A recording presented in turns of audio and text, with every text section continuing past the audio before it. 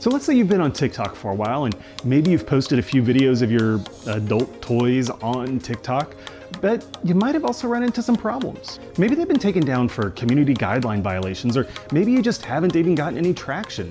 Well, I might have a little experience with that.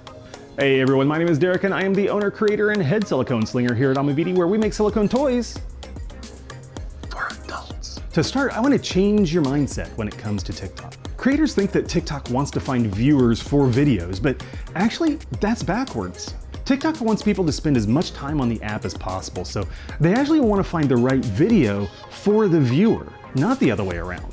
Now I know that's a subtle difference, but if you can keep that in mind, then you're going to be ahead of 90% of the creators out there. The great thing about TikTok is that they're still giving organic reach to all of the creators and making it easy for them to reach their fans.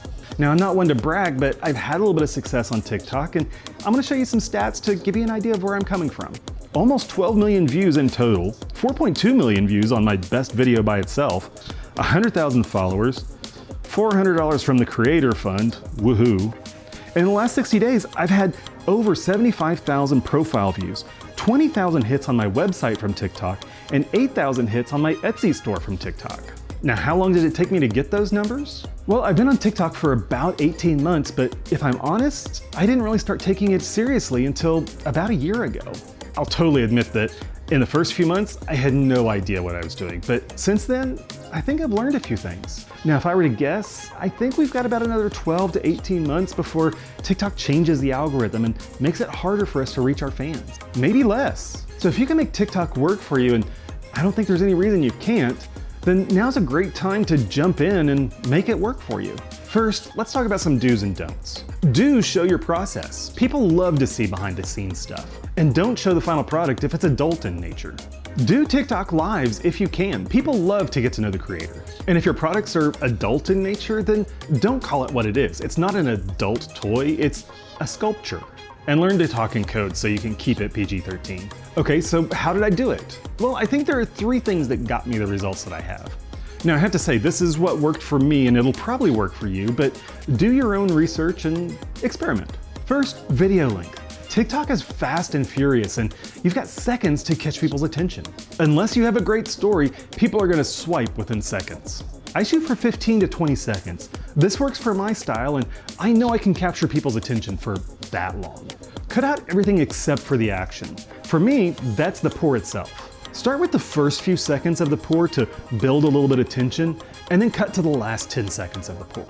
And don't be afraid to speed it up a little bit if you need to cut some time. TikTok loves it when people watch the entire video, and TikTok really loves it if you can get people to go to your profile and watch more of your videos. And number 2 is music. Even if the video doesn't catch their attention immediately, I want the music to be a hook they can't resist. I know a few things about my customers. They're generally in the United States, 30 to 45 years old. 75% of them are women, and they're all sex positive. So that guides my music choices. And that means I'm picking music that has an emotional connection for those people in particular. It means that I'm picking music from the 90s or even the 80s because that's when these people were in their teens. And those are the years where music has its most emotional memories. Get to know who your potential customer is and focus on them. And third, captions and hashtags. Now, to be honest, I don't think that people read captions. So instead of wasting space trying to explain what the video is about, I'm gonna use all that space for hashtags. And you'll be tempted to use the trending hashtags to try to maximize your reach, but don't do it. We're treading a very fine line on our community guidelines, and we don't want to get our videos reported. We want to fly under the radar and reach the folks that are actually interested in what we're doing. We don't want to end up on the FYP of folks who are just going to report our videos. Do some research and look at other makers who are doing something similar to what you're doing. And also look at the hashtags they're using. I've built a list of hashtags that have worked well for me in the past, and here's a screenshot of some of the hashtags I've used recently. Now let's talk about shadow bans for a second. In my experience, if you have any community guideline violations, TikTok is going to severely cut your reach for 2 to 3 weeks. That means that you really don't want to have any of your videos reported or taken down because that's just going to hurt you in the long run.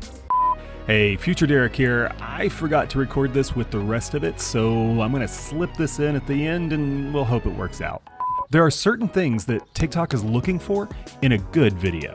Number one is watch time. We should be shooting for a 75% completion rate on all of our videos. Number two is shares. TikTok wants people to come back to the app as much as possible, and a share will do that. So this is a big signal to TikTok. And number three is follows. This is a small signal to TikTok, but it's not insignificant. And finally, number four, likes. Again, this is a small signal to TikTok, but if you can get 15 to 20% of your viewers to like your video, that'll have a huge impact. Okay, now back to the video. And here's a bonus tip. Set up something like a link tree in your profile. Or even better, have a page on your website where all of your social media links are and link to that page directly. I wasn't able to link to my shop directly within TikTok because that was a community guidelines violation. So I set up a dedicated landing page on my website, and I've not had any problems ever since. But what about TikTok live sessions? Well, that's a topic for another video. I've done a bunch of quickie 2-minute videos as well, and here's a playlist for you. And with that, I am done, I am out, and I will catch you in the next video.